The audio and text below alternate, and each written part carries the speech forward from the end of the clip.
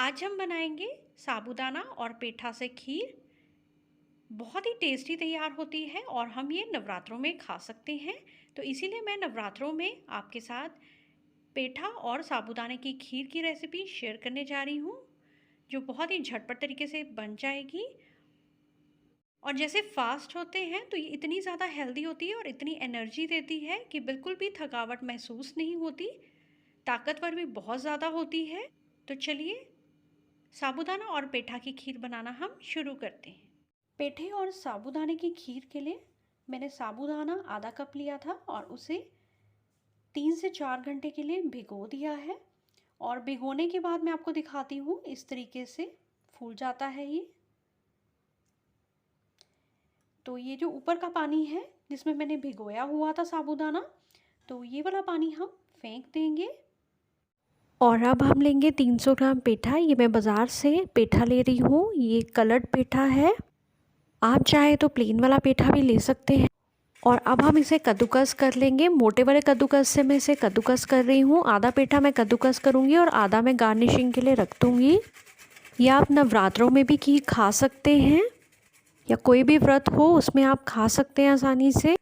पेठा कद्दूकस हो चुका है, ये देखिए। अब हम इसे साइड पे रख देंगे। और अब हम लेंगे कढ़ाई, और कढ़ाई के अंदर हम डालेंगे 1 लीटर दूध। और ये मैं फुल फैट दूध ले रही हूँ और रूम टेम्परेचर पे दूध है। तो अब हम दूध के अंदर एक उबाला आने देंगे। तो ये लीजिए, दूध में उबाला आना स्टार्ट हो चुका है। मैं आपको क्लोजली भी दिखाती हूँ। और अब हम इसके अंदर डाल देंगे जो हमने भिगो के रखा हुआ था साबूदाना। वो सारा साबूदाना हमने इसमें डाल देना है। और साबूदाने को तब तक पका लेना है जब तक कि ये ट्रांसपेरेंट नहीं हो जाता। बहुत जल्दी ये ट्रांसपेरेंट हो जाएगा क्योंकि हमने पहले से ही भिगो के रखा हुआ था साबूदाना। तो मैं आपको दिखाती हूँ, अब ये ट्रांसपेरेंट होना स्टार्ट हो चुका है। तो अब हम इसके अंदर डालेंगे 1 चम्मच देसी घी, जिसे हम प्योर घी कहते हैं। इससे बहुत ही अच्छी खुशबू आती है और टेक्सचर भी खीर का बहुत अच्छा हो जाता है। अच्छे से मिक्स कर देंगे देसी घी को भी और एक उबाल आने देंगे। और मैं आपको दोबारा से एक बार ही दिखा देती हूँ किस तरीके से साबूदाना होना चाहिए। ये देखिए, क्लोजली दिखा रही हूँ, बिल्कुल ट्रांसपेरेंट हो चुका है, अच्छे से पक भी गया है और फूल भी गया है। और साथ में ही अब इसमें हम डालेंगे ड्राई फ्रूट्स। मैं कटे हुए बादाम डाल रही हूँ, आप कोई भी मनपसंद के ड्राई फ्रूट डाल सकते हैं। थोड़ा सा हम ड्राई फ्रूट को भी पका लेंगे ताकि थोड़े से सॉफ्ट हो जाए। वैसे तो ड्राई फ्रूट का क्रंच बहुत अच्छा लगता है, पर बिल्कुल हल्का सा ही हमने इसे पका लेना है। और अब हम इसके अंदर डालेंगे जो हमने कद्दूकस किया हुआ था पेठा, वो सारा पेठा हम डाल देंगे। और थोड़ा तो हमने गार्निशिंग के लिए रख ही दिया था। पेठे को भी अच्छे से मिक्स कर देंगे। और ध्यान रखिए कि हमने चीनी बिल्कुल नहीं डालनी, क्योंकि हमने पेठा डाला हुआ है, पेठा मीठा होता है, इस वजह से हमने चीनी बिल्कुल नहीं डालनी।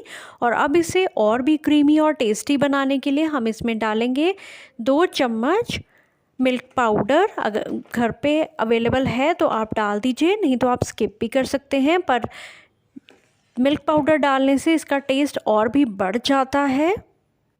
और अच्छे से मिक्स करना है ताकि कोई गुठली ना रहे। मैं आपको क्लोजली भी टेक्सचर दोबारा से दिखाती हूँ। अब हम गैस की फ्लेम को ऑफ़ कर देंगे और इसे ठंडा कर लेंगे।